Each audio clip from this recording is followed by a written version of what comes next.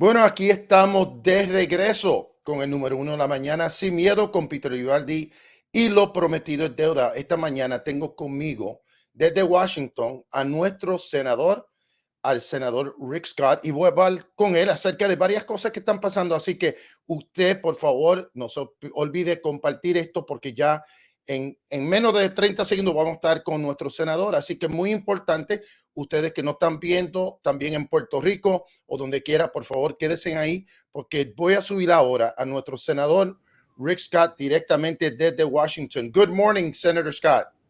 Es un placer estar en su programa. Felicidades por su éxito. Gracias, senador. Y pues en esta mañana queremos hablar de varias cosas. Yo sé que su tiempo es muy valiosa, pero hay dos cosas y le estoy diciendo al senador, I'm just mentioning that we want to talk about two things with you this morning. One that is looming, one that is pressuring, algo que está viniendo ya, es la recesión. For a year or over a year, we've heard that the inflation was transitional, everything was going to be fine, not to worry about this. And every time, last month we heard, oh, this isn't going to happen. Now, Thursday or the day after tomorrow, numbers are going to come out. And we want to know your opinion and how this is going to affect. Queremos saber tu opinión y cómo esto va a afectar especialmente a la familia en el corredor de la I-4, aquí en Kissimmee, Orlando. ¿Cuál es tu opinión? What do you see coming, Senator? Well, la economía es muy importante para las familias de nuestro estado. Es muy importante para todas las familias. La inflación es terrible para las familias. Los precios de la gasolina, los alimentos, las casas, todo está subiendo. Si el presidente Biden no tiene un plan para parar la inflación, el presupuesto es terrible para la inflación. Si los demócratas y presidente Biden gastar, es la el resultado es inflación. So Biden's spending causes inflation. It's real simple. We got to balance our budget. He doesn't have a plan to do it. It sounds like we're going to be in a recession when we see the numbers for the second quarter. As you know, we had negative first quarter. Looks like we're going to have negative second quarter. So now that's a recession. Now Joe Biden wants to change the definition. Y lo que dice el senador es que el presidente Biden, su administración, sigue gastando y gastando y gastando sin ningún plan de cómo vamos a parar esta recesión. Y por eso es que nosotros tenemos que ver exactamente lo que va a pasar, porque ahora la segunda parte de esto es que este periodo de 3 meses, de nuevo, todo va a bajar. Question that I have for you, because you keep talking about their idea of spending. We know that the interest rates keep going up. When do we put control to all this? ¿Cuándo vamos a poder controlar todo esto? Because it just seems like it's getting worse for the consumer, those who want to buy homes, interest rates, credit cards. People are using their credit cards, Senator Scott, to make ends meet. What does that mean? ¿Qué va a pasar con esto? Well, everything is tied to wasteful government spending. Wasteful government spending causes inflation. Now, the Federal Reserve is trying to figure out if they can stop inflation without government stopping spending. I think it's very difficult to do that. So we've seen an increase in interest rates, which cause your credit card interest to go up. If you're going to go buy a house, your mortgage rates are going up. It's going to cause a downturn in home prices. So, but it always goes back to wasting money. Now, I think what the Federal Reserve ought to be doing is focus on their balance sheet. They've dramatically increased their balance sheet. It's over $9 trillion now. So I think, but the biggest thing is the federal government, the Democrats have to stop spending your money. I mean, we can't pay for this. Lo que está diciendo el senador es que estamos siguiendo gastando y gastando dinero. El dinero de ustedes, de lo que pagan impuestos, obviamente, que esto está afectando. And when you say, Senator, about this waste of money, a lot of people, they have to live by what they can live on. I mean, they have 2 jobs. They have to balance a budget. They have to pay their mortgage. They have to pay their medicine, especially our seniors.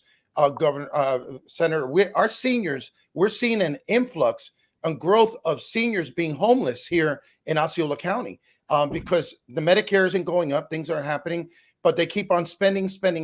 And this is affecting more to me, I see a lot of the middle to low class folks who are working, small business owners. What can we do to stop this? Is there anything? ¿Hay algo que podemos hacer para parar esto? Well, what we're seeing is exactly what you said. We're seeing families that can't fill up the gas tank and put food on the table. That's what my mom went through. As you all know, I was born to a single mom. We lived in public housing. And when she dealt with inflation, she really struggled. And that's going on all across Florida. People are going to food banks. They've never gone to a food bank before. We got retirees having to go back to work. We have people that can't afford the rent. So what our government's got to do is stop the inflation so people can afford to live. And it's so the way you do it is you balance a budget. I did it for 8 years as governor of Florida. We balance a budget. We cut taxes, cut fees. The federal government's got to make government smaller. They've got to make taxes lower, fees lower, less regulation. We'll get more competition. And as we get more competition, prices will come down. So todo esto lo que dice el senador es hay que balancear. Usted que tiene un presupuesto en su casa y yo sé que se le ha hecho más difícil todavía poder balancear, de tomar las decisiones, pero lo que él dice es que hay que balancear. So what I'm saying is that we have to balance the budget. We have to work out something in DC to where, the focus has been more on social issues, abortion. It's unbelievable the focus and the priorities that this administration has done, and they're forgetting about us, forgetting about the people that every day get up to work and do what they have to do. What do you think about that? I mean, the priorities need to change. Absolutely. And by the way, Social Security, I mean, look at all the reports. Social Security goes bankrupt in about 12 years. Then Democrats don't want to do anything about it, don't want to fix anything. Medicare goes bankrupt. The trust fund for hospitalization goes bankrupt in 4 years. Democrats don't want to do anything about it. I mean, why don't they care about people?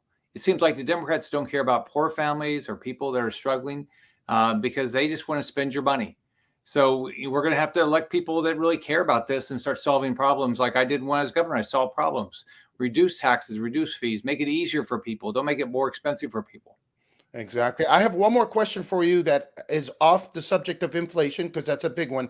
But recently a report came out, un reportaje salió acerca de Nancy Pelosi y una visita a Taiwan. There's a visit that she has projected for Taiwan. China has come back and kicked back some information that is kind of worrisome to us. And I just want to take your opinion on, should Nancy Pelosi do this trip? I mean, we're hearing so much about the economy, what's happening. Can China do something that can really affect the global market, including our market that's already underwater with everything that's happened? China seems to have the upper hand in this situation. Maybe I'm looking at it differently, but what do you see with this possible trip to Taiwan? I just went to Taiwan about 3 weeks ago.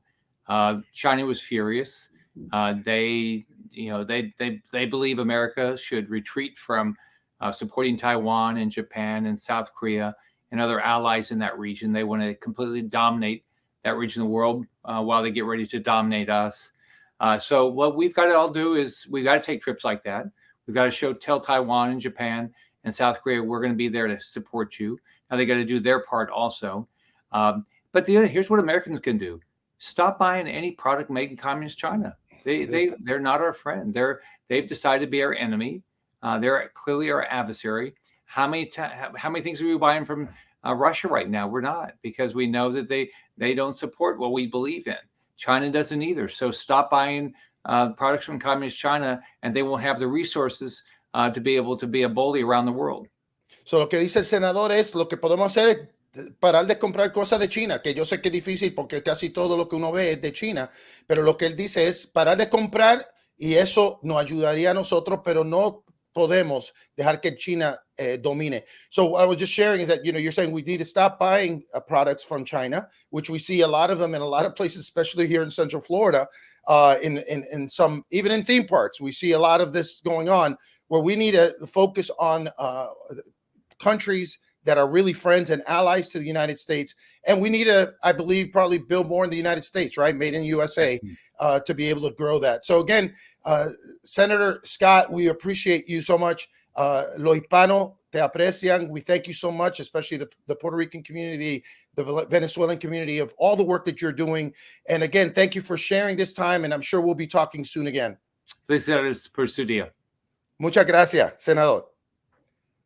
El senador Rick Scott, nuestro senador de la Florida, que está con nosotros, ha estado con nosotros en esta mañana. Miren, no van a estar por aquí en cualquier programa, no, están aquí porque quieren hablar con ustedes. Quieren que ustedes sepan que un senador, que un escaño suficientemente alto en el gobierno de la Florida puede venir a Generación News, a Sin Miedo con Peter Vivaldi y decirte, mira, esto es lo que está pasando. Así que miren, no se vaya nadie, que después de estos mensajes, este corto comercial, regresamos con más de Sin Miedo con Peter Vivaldi.